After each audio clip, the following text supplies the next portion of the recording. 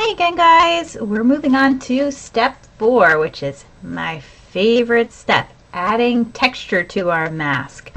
You can see we already added form to our mask, and now we're going to add texture, and it is going to cover your entire mask. There won't be any spots on your mask that are smooth and plain anymore.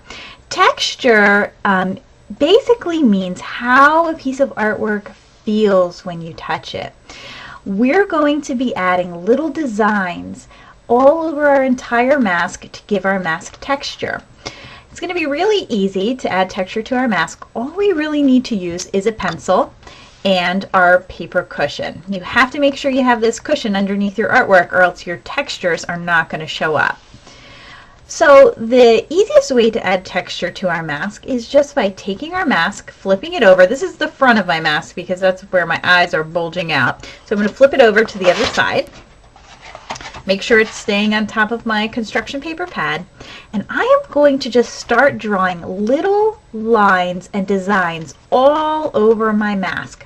I'm going to start in a small place to begin with, just to try this out. So I'll start up here at the top lip. And I'm going to start with a really simple texture. I'm just going to be adding little lines to my mask.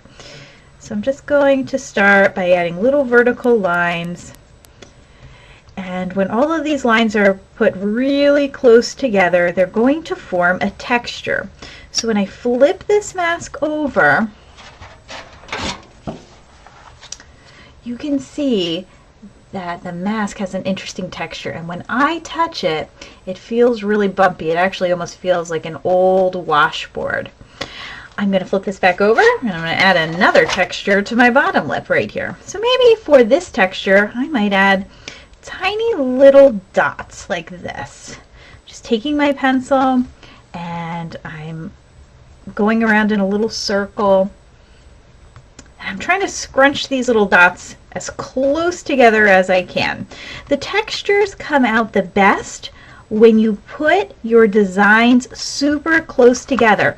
If I had just put 5 dots in this bottom lip and spread them out really far, the texture wouldn't look as nice as it does right now. And I want to take my finger and run it over there. It feels really nice and bumpy. I'm going to make an interesting texture in the cheek. I'm going to show you a cool texture that I like to do inside of ovals or squares. So let's flip this back over. I'm going to take my pencil, and what I'm going to do is make an oval inside of an oval inside of an oval. They're just going to keep getting smaller and smaller and smaller. These are called concentric shapes. So this is a concentric oval because it's just ovals that are getting smaller and smaller. It reminds me of the rings in a tree when you cut a slice of a tree. So just getting smaller and smaller. Finally, I'm just going to put a little line in the center. And when I flip that over, it really makes an awesome texture. I have a helpful paper that has many textures on it that might come in handy when you're making your textures. It looks a little something like this. So if you're having a hard time coming up with an idea for a texture, take a look at this sheet. It may give you some inspiration. So I'll just put this right over here, right next to my mask. And I'll look at the paper and I'll find a texture that I think is interesting, maybe these little swirls. And I'll try to put some of these little swirls maybe up here on the forehead. So I'll flip my mask over, and I'm going to start creating these little swirls. And I'm going to try to put them close together. Let me show you what it would look like if I kind of spread them out a little bit too far. So I'm making the swirls. I'm leaving a lot of space in them. I'm doing this kind of quick, not taking my time. And when I flip it over, the texture isn't that impressive. But if I add some more swirls on there, and I put them really nice and close together, my texture is going to look a lot more impressive. This section right here where I've really scrunched those swirls close together. Okay, so on this paper you can see there's some castle lines, little flowers, dots. This is a cool design. Stripes with little dots in between them. If you're unsure of how a design may look on your mask, what you can do is use this space on the edge as a kind of like a test area. So if I wanted to try this design right here, the lines with the little dots, I could just try it out here, see how it looks. And if I like that design, then I can try it somewhere on the surface of my mask. I think that design looks pretty cool. Maybe I'll try that on one of the eyebrows. You can do your designs from the front of your mask, or you can do them from the back, or you can actually do it from both. You could do some designs on the front surface of your mask and some designs on the back surface of your mask. Sometimes that actually creates sort of an optical illusion, and it gives your mask even more texture.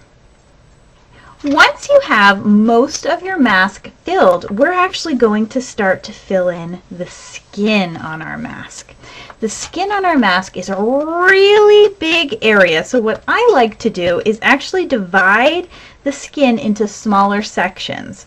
So I like to take my pencil and just draw some lines like this, and then I draw textures in these little shapes that I create. If I was trying to do swirls on the entire skin, I would get really bored pretty quickly.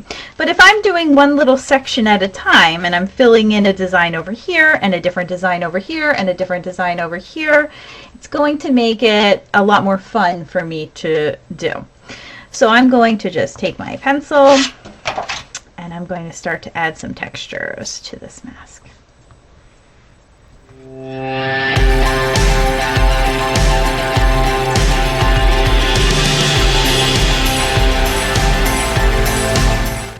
So you can see these designs are taking me a little while to do. This isn't a process that should only take you 5 minutes to do. If you've filled your entire mask with textures and it's only 5 minutes later, you've gone a little bit too fast. So slow down, take your time, you can enjoy yourself, chatting with your friends that are sitting near you, and just relax, and it's almost like you're doodling on your mask.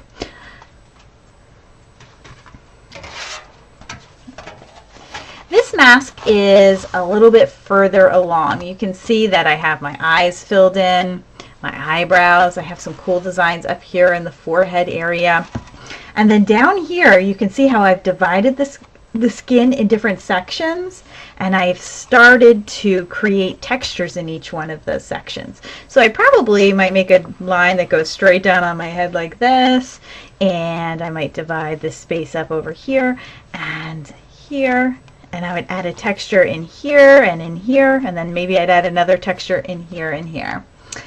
I hope you guys have a great time adding your textures. Try something new, use your space on the edge, and I can't wait to see how many textures you can create.